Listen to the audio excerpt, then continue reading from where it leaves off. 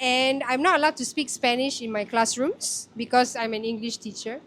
And so I never really practiced. Here I met a very interesting lady from Singapore who left to go to Colombia and lived there for 6 years. Because we're leaving from Singapore to Colombia in 2 weeks, I'm asking her questions about safety in Colombia, what to do there, places to explore that are out of the ordinary. But ultimately, our conversation veered towards her personal story and why she left Singapore and how she grew during the 6 years in Colombia. And this is a very interesting story about why people leave Singapore to explore other lands and their experiences. Pues más o menos, mi español más o menos, tienes muchos errores, me parece, pero tienen muchas razones para irme.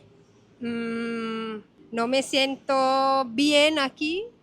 Tengo que expresar en inglés. I wasn't feeling that I was progressing in my job.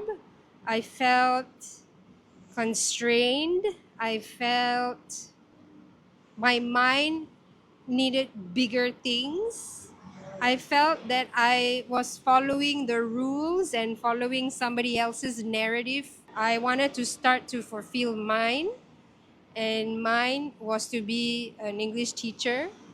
Unfortunately, when I was in primary school, my primary school teacher once told me, no, you cannot be a teacher. That was a very pivotal moment in my childhood to remember for the next 10 years.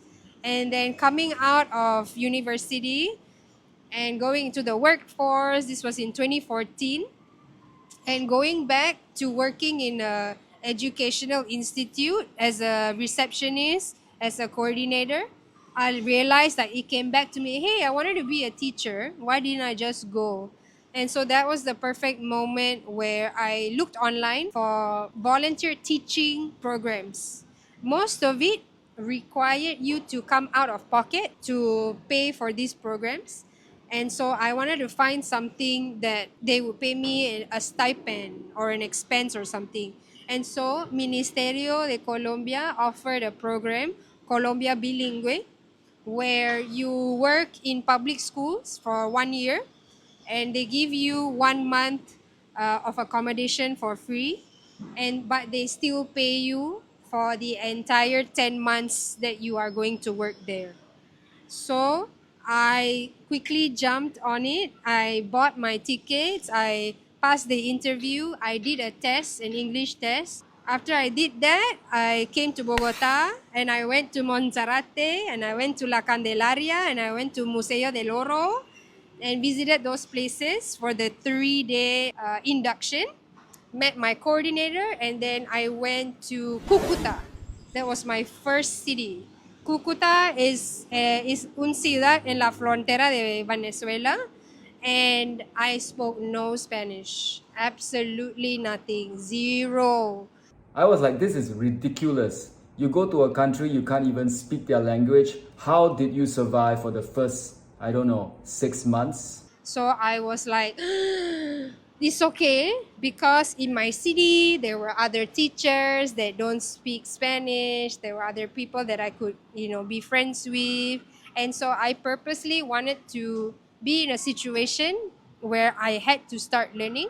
And so I lived with a Colombian family and they spoke no English. So I started to learn from them visually, with their body language, la luz, paga la luz. And like she's like scolding me about the light. I think she wants me to close the light. So, okay, paga la luz means apagar la luz, close the light, please, but she never said please.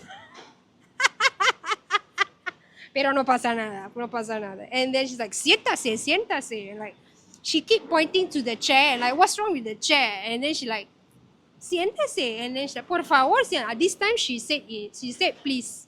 So like, oh, okay, I think she wants me to sit down, please.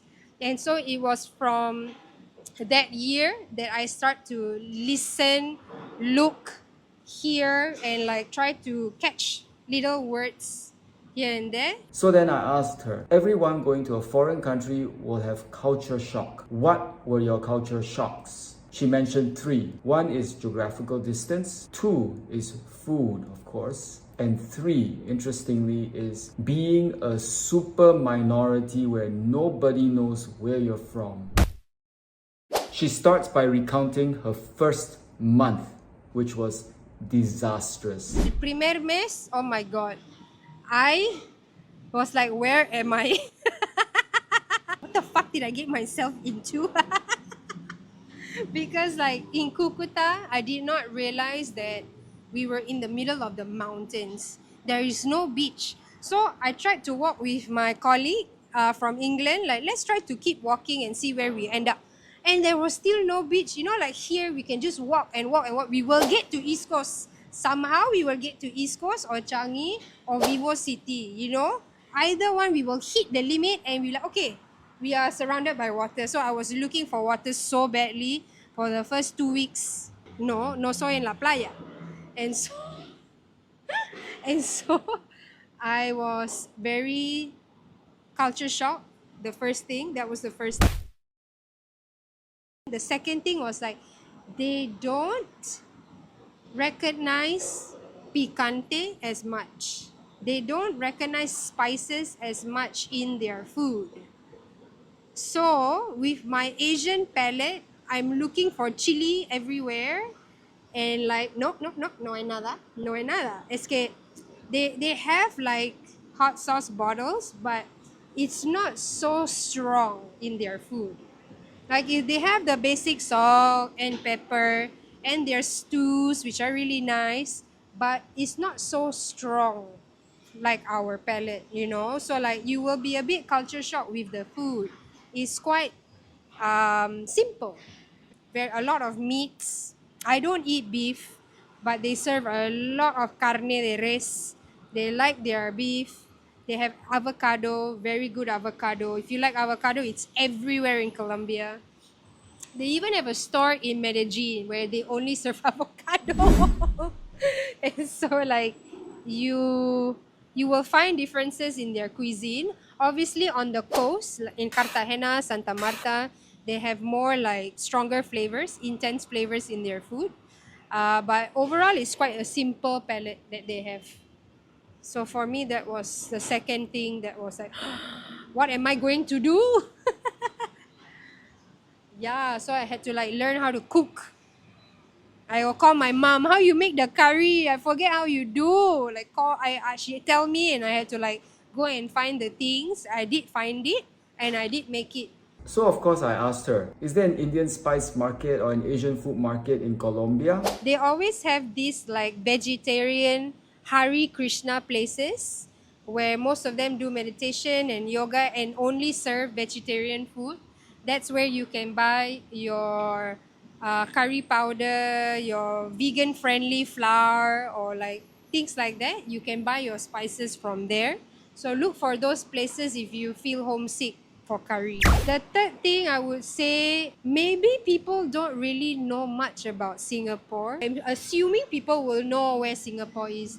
They have no idea where it is. And so I had to like explain. I have to give a lot of introductions in school where I was teaching. This is Singapore. We have our 4 multicultural races. We still have the death penalty. We have our different food. And then they go, ¿verdad? ¿En serio? Sí, ay, yo quiero ir. So like we think we are well known. People think like, oh my God, Singapore? I asked her some more. How long did it take for you to assimilate? I was thinking maybe 6 months, 1 year. And this is her answer. I think when I got a full-time position in Manizales, I think when I bought a motorcycle in Manizales, and I rode to school, and I think maybe it was the 3rd year for me. No shit. 3 years. See, it was the 3rd year for me because like we have to understand that Colombia is a very big country and every region, although they still speak Spanish, Castellano, but their mannerisms and their culture is very distinct. So like I went from Cucuta, norte de Santander, where the women were so confident, they were so expressive, they were so like no means no, I don't need to repeat myself. Like I was like, wow. And then I went to Manizales, the accent is very like this, and then the people are less on the run all the time, they're much more calm in my opinion. And so like you're getting yourself accustomed to another culture. When I got into Manizales, the first year was different. I'm getting to know my colleague. One group of us will be expat teachers, and then the rest will be locals. I was like one of two expat teachers, sabes? And so because of the minority, the majority was natives. I get to sit with them and really hear the Spanish being used on a daily basis and slowly picking up the words and the sentences and how to say them. And I had to like, I hear a familiar word, but I don't know what they're saying. And then they're already jumping to another part of the conversation. And then I'm lost. And so like I had to relearn their accent, relearn their speed of speaking. And then when I started to make friends, when I started to go out and meet other English teachers, then I slowly started to gain confidence. So this was the mid of the second year to the third year. So that's that. That's the share, and I hope you learned something from it. I personally felt her story was very inspiring because it's courageous to go to a country, to take 3 years to assimilate, and clearly she has grown from her 6 years in Colombia. I visited and decided to live in Colombia with my personality, with my characteristics, with my traits. My experience could be completely different from somebody else's. And I just wanted to say, like, there is no right or wrong experience with Colombia or when you visit another country. To each his own. And, like, as you can tell, like, my Spanish wasn't perfect either. But, like, when you go to a country, you really want to absorb their culture.